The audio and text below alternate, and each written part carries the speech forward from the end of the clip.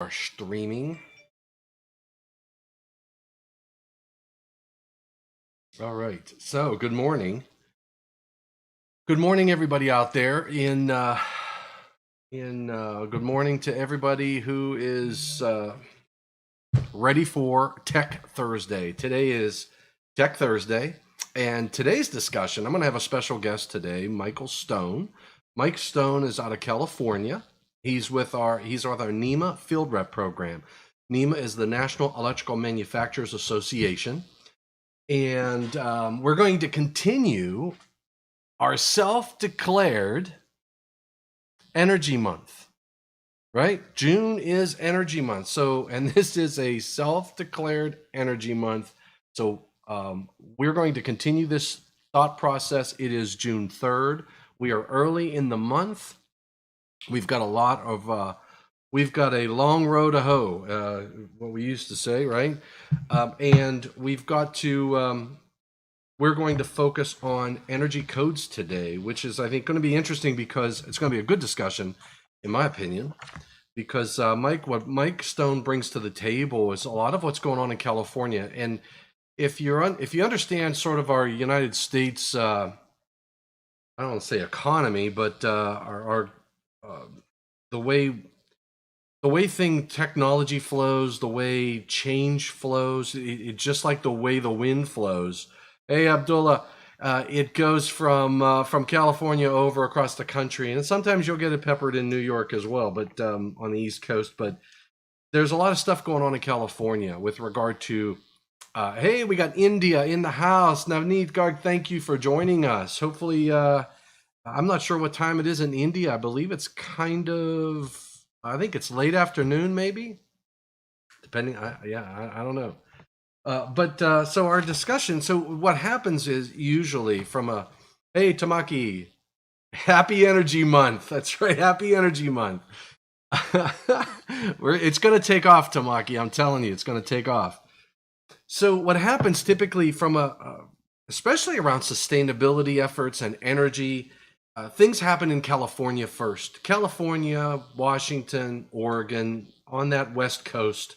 And then it moves across the country. And I guess I'm not sure why that is. I think possibly because of the concentration, the number of people in a small area, beautiful weather normally, right? But because of the concentration of a lot of people, because of the exhausts and things like that, environmental conditions, I think, are a challenge in some cases. So there's a big focus on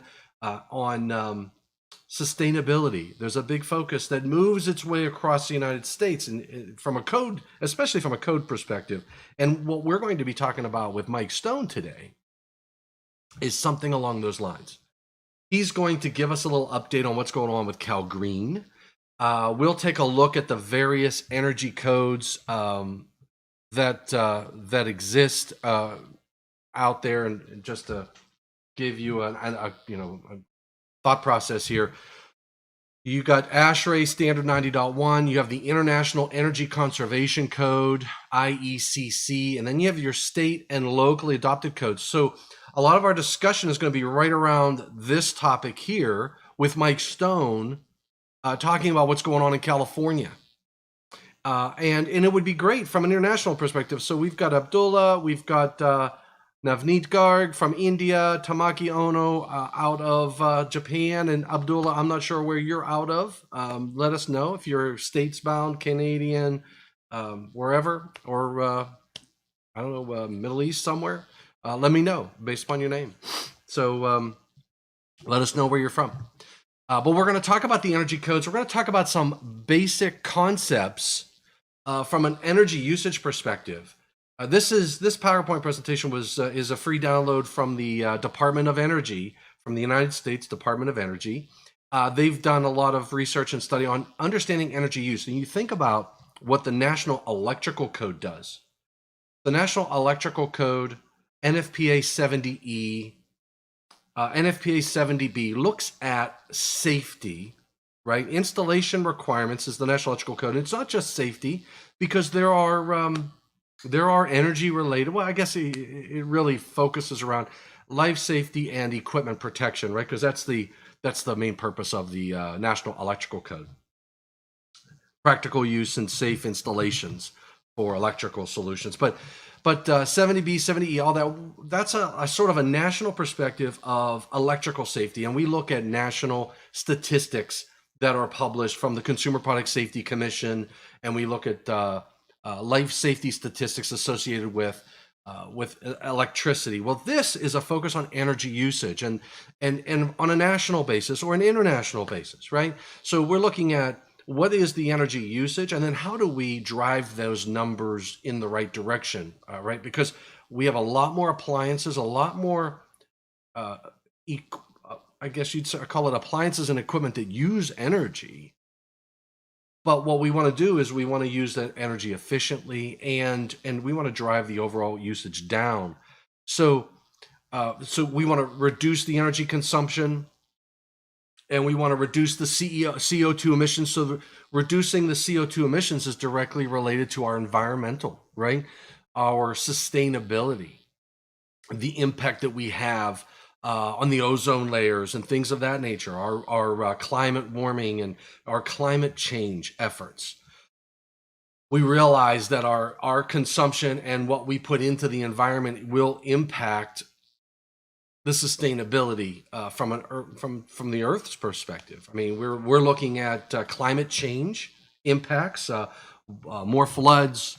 We've got a melting glaciers and et cetera. And I'm not here to debate any of that. I'm just saying that the drive on these energy codes is driven by, in some cases, it's not just a reducing the reduced cost savings for homeowners or for facility owners. In some cases it's about that, but you think about it from a national perspective, it's not like you sit down and say, usually from a cost perspective, it's you could buy a vehicle that's $100,000 vehicle, or you can buy a $10,000 vehicle. It's your choice, right? The options are out there. You could elect to use a ton of energy in your home. You may elect to turn all the lights on in your home all day long and keep the air up. That's your choice. But from a code perspective, what we're trying to do is reduce that energy footprint, reduce those emissions, reduce the demand on our utilities, right? So the more efficient that we become, the more availability of power to everybody, right? That's on a grid. So if, and we're going to talk throughout this entire month about demand charges, how you calculate demand, what's the role of power factor and power factor correction in this whole energy world picture. So we're going to have these discussions, but today we're talking about the codes, and it's going to be more of a high-level discussion. Content related on illumination and architecture position that helps to get more natural light. Yeah, so we'll talk about. In fact, there's another concept out there, Santiago. I'm not, probably everybody out there is familiar with this, but there are what we call sustainability standards, leadership in environmental energy and environmental design, right? So LEED establishes some criteria that go above and beyond bare minimum code requirements, but heavily references ASHRAE and all of the other energy codes. Why? Because of that CO2 emission aspect. Not only from a perspective of what we're using and what we're emitting in each of these structures, but also the power that we need to generate. Where is it coming from? Is it coming from coal? Is it coming from nuclear? Is it coming from wind, light? Okay, so the energy codes, if we can reduce our footprint, then we can provide energy in a more sustainable solutions. So in any case, the codes are something that are adopted into law, just like the National Electrical Code is, just like some other codes and standards. They're adopted into law, and you have to abide by them. And what we're going to be talking about today are the energy codes associated with either a national, like you say, our ASHRAE 90.1, which is the energy standard for buildings except low-rise buildings. So that's your that just looks at your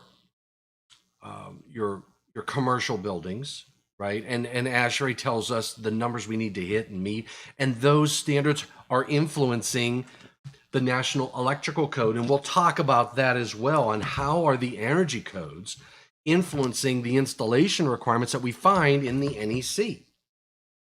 From the load calculations in Article 220 to the requirements in Chapter 3 for boxes, which are your I think that is 303. Is it 300? Or yeah, I think it's 300 for wiring methods and materials. So so you have the enclosure and 408. I always get the 408s and 406s. 406s are wiring devices. 408 is your switchboards and switch gears. I always get 408 and 406. I think it's because the 9 and the 6, all you got to do is turn it upside down and you got the other. So we'll be talking about the impact of the National Electrical Code. We'll be talking about the impact, from an energy code perspective. What are the requirements? What is Cal Green? Because Mike sits on Cal Green, and he's heavily involved with the International Construction Codes, the ICC. So we'll be talking about all of those solutions, and hopefully you will join us today at 5:00 p.m. Eastern as we continue National, self-declared National Energy Month. You know what? Because we've got India and we got Tamaki, it's an International Energy Month. What do you think, Tamaki? International Energy Month, not just a National Energy Month, because if I say National Energy Month, that just implies the United States. We're going to call it an International Energy Month. So here, you know what? And this, you know how we make this change? You may think that changing something like the International Energy Month, going from a National Energy Month to International Energy Month is a hard thing to do, right? But it's not. It's real easy. Watch. International Energy Month. So that, make sure I spelt it right. No, I did not. I forgot the T. International Energy Month. So June is International Energy Month, celebrated in Japan and in India and in Canada, Colombia with my buddy Felix Sandoval. What other countries do we typically have representative? Egypt, my buddy and my friends in Egypt, Mr. Nihad El Sharif and crew. So, International Energy Month, we've just expanded the horizons of Energy Month. So, today at 5:00, we're going to hit the ASHRAE requirements. We're going to hit primarily focused on the electrical side. But remember, energy is not just about electrical.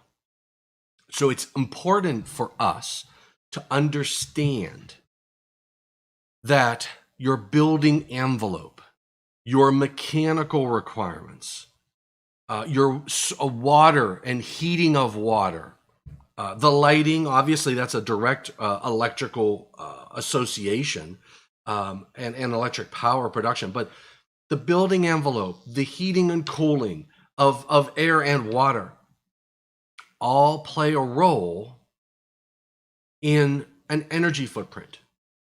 Okay, I can use less energy if I have a better building envelope, right? Because what's the concept of a building envelope is to keep the cold air in the summertime, keep the warm air in the wintertime. And if I can do that very efficiently, I don't need to run that HVAC unit, that blower motor, as often.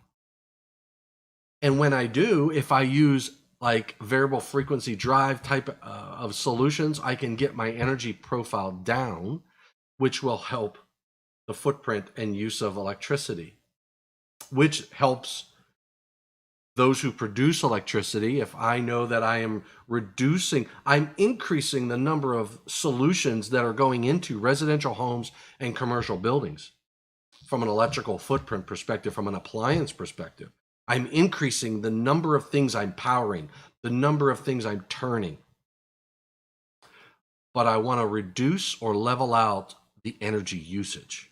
So I want to use energy efficiently and smart, right? So we'll talk about the difference between the residential code, the commercial codes, and federal regulations. There are, from a U.S. perspective, you have 10 CFR 435, 10 CFR 434, 433. So you've got federal regulations, you've got commercial codes and standards, and residential codes and standards. There are distinct lines in between those. And then you have the local adoptions and changes that each state may make. So we'll talk about the IECC, we'll talk about the ASHRAE, the energy efficient design. We'll talk about LEED as well. Hopefully I can get that leadership in energy. Refrigeration, and most of that, you're seeing more use of variable frequency drive technologies. Remember, back in the day, Tamaki, VFDs were an industrial application. At what point did they end up into an appliance like a refrigerator, a freezer, or an air conditioning unit? There was a point where that technology migrated down into those smaller applications. And that's an additional cost. And you know what drives that? I'll tell you what drives that. The same thing that drives the automobile industry. Why would General Motors say in 2030, whatever, they're going to produce nothing but an electrical vehicle? Because government regulations are putting requirements on the manufacturer of that product to make it more efficient. Why don't we have those cool looking cars from the 50s and 60s? The boats, right? The Chevy Impala. I had a Chevy Impala. The Chevy Nova. The muscle cars from the 60s and 70s. Why don't we have those anymore? Because manufacturers are required to use lighter steels, lighter metals. They're required to make a more aerodynamic product for gas efficiencies, fuel efficiencies, and keep it safe. So a lot of those regulations require us to make those changes. Motor giants, politics play a role in safety. Yes, recently saw motor giants, politics play a role in safety. Yes, I'm not sure what you mean, Santiago, but unfortunately, politics. And if you think about like governance, right? So, and it is true. I mean, you think about just in our past 8 years here, we've seen three different government styles. Okay, you have one philosophy that oil and gas and whatnot, greatest thing since apple pie. Use it, get the fuels down lower, make the cars bigger and heavier, and then you have the other concept of no. Let's get to electric vehicles. Let's get to lighter vehicles. Let's get to lower energy footprints. Let's not use the gas and coal industries as much. So there are two very distinct, different political views and opinions, right? And we can debate the sciences and all that. And I'm not here to do that. What I'm here to do today is talk about the energy codes. And then how do we exceed some of these requirements? Think about the benefit of reduced energy footprint. So from a just on your budget, okay? And here's a general philosophy. I may pay more. For example, an HVAC unit. You can purchase an HVAC piece of equipment that is very energy efficient. You could insulate your structure to increase its energy efficiencies. that is going to cost you more on the initial installation. But over the life of that structure, you will pay less because of the energy cost, because of the energy usage, right? Now, you get into that same old debate and discussion of return on investment. So, for example, I have a geothermal system in my home. And if you research the geothermal systems, you'll understand they will cost more on the initial installation. But the person who paid for the installation is the one who's going to reap the benefit. If you're not in that home, if you build the home and then sell it immediately, you paid for an energy efficient solution, but you're not going to reap the benefits because you'll hopefully get your money out of it. And hopefully the next owner will see the same value and maybe give you a profit on that investment. But I highly doubt it, right? It's a competitive market from a structure perspective. So the return on investment is for the person who made the investment. And you're either going to make a change to a structure to increase its value, like residential. Just think about the residential dwelling unit. Adding a bathroom increases the value of the home because you have more than one bathroom. Adding hardwood floors, granite tops in your kitchen. Okay, adding those aesthetic items inside of a residential home will get you a faster return on that investment than investing in insulation behind the walls and having a higher R rating. So it's a difficult thing, and it's not a decision that I think many owners will make in the beginning because they are going to want to invest in what's going to pay off faster. And that's business. That's what we all do. I mean, as a manufacturer, making these big gray boxes, I could sit there and say, look, do I want to make that LED display? Am I going to add that into the cost of my equipment? I can provide a lot of value in there, but if the customer doesn't see that value, then it doesn't behoove me to do that. So I've got to be able to calculate what is my return on that investment before I make that decision, before I actually confirm that that's what I'm going to do. And we do that business-wise, we do that personal-wise as well. Think about it.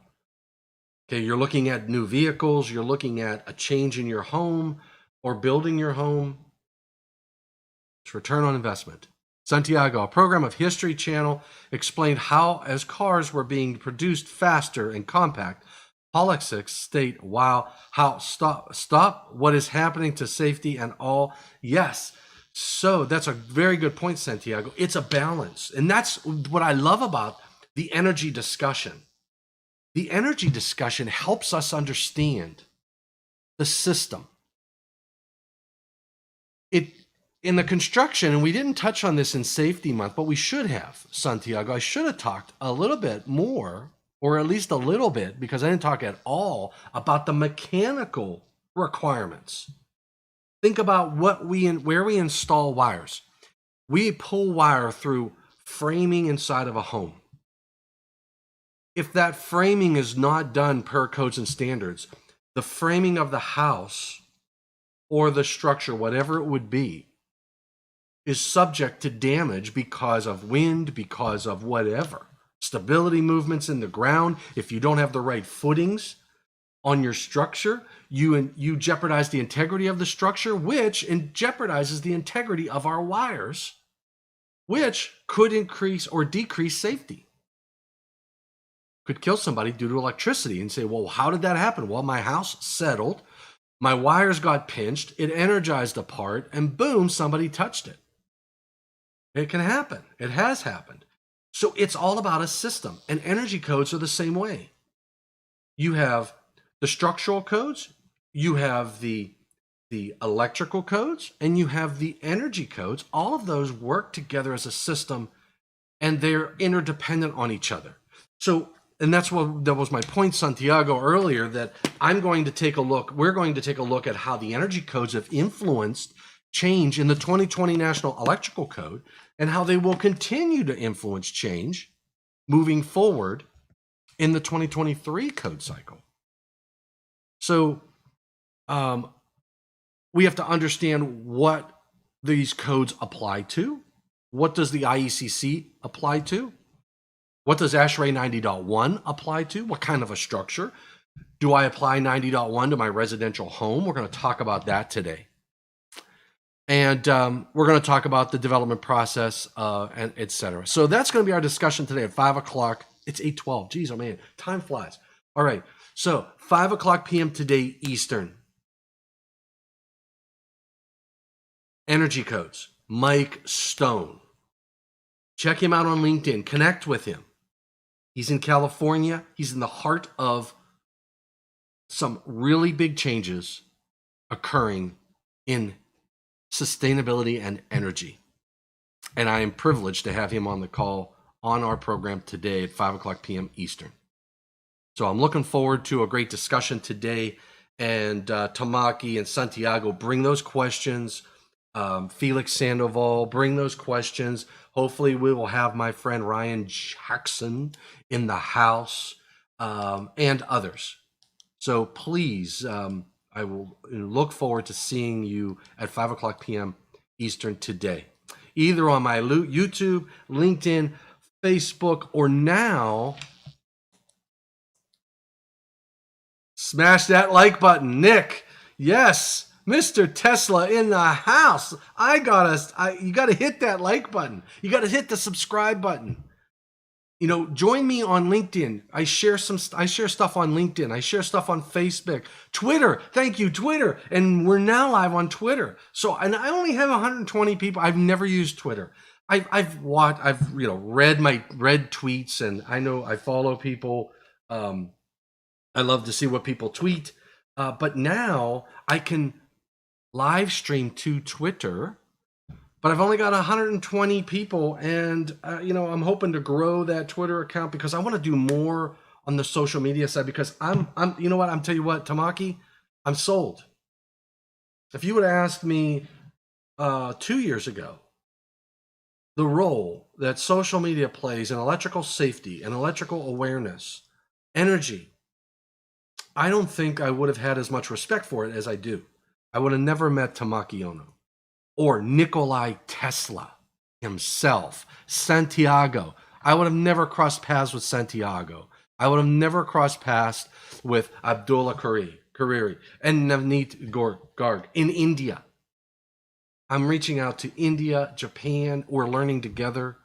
So I think it's absolutely awesome. And I want to do more of that. I'm not very savvy with the social media stuff. My Twitter handle. You know what? That's probably why. How do I know what my Twitter handle is? Hold on. Nick, hold on, Nick. What's my Twitter? Let me go to my Twitter account. Twitter. I think.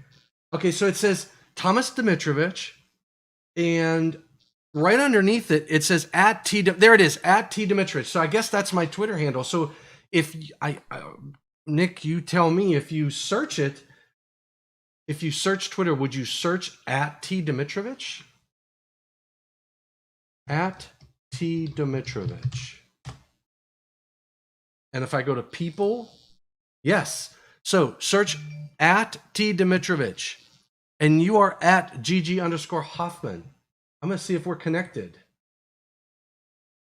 Let's grow our GG_HOFFMANN. Oh, we follow each other. So we're there, brother. @GG Hoffman, people. I'm following you. Am I? Yes, I am. And you're following me. There's a summer soul. It's so awesome. So we're connected. Awesome. And @GG Hoffman. So wait, is that Tamaki? Okay. I guess that's you. Awesome. Yeah, look at that. There we go. That's pretty cool. All right. So We're connected. I got to get everybody else connected. Nick, Tesla, let's get connected. Okay, so awesome, Tamaki. We're connected. Excellent, excellent. All right, so we are kicking butt and taking names, and I'm going to try to do more social media wise. I'm going to try to share because I'm going to start traveling now. I'm getting more people having meetings, so I'm going to be doing a 70E training class next month. I have them next week, Thursday of next week. I'm going to be in the air when I should be, or driving to the airport when I should be going live. So I'll be sharing where I'm going down to the International Association of Electrical Inspectors. I'm on the board now. So we're going to be talking down in Dallas, Texas. So I'm going to be on the move. So and as I go and as I work through the industry, I want to share what I know is going on. And I'm hoping that all of you share what's going on with you as well. All right. 8:17. I have to get to work. Thank you for stepping in. Thanks for hitting that thumbs up, subscribing, following, all that good stuff. So let's communicate together. It's all about synergy. It's all about communication. That's how we make change in the industry. And let's continue International Energy Month together. Thanks everybody. Take care. I'm going to sign off now. Take care. Stay safe. Stay energy efficient.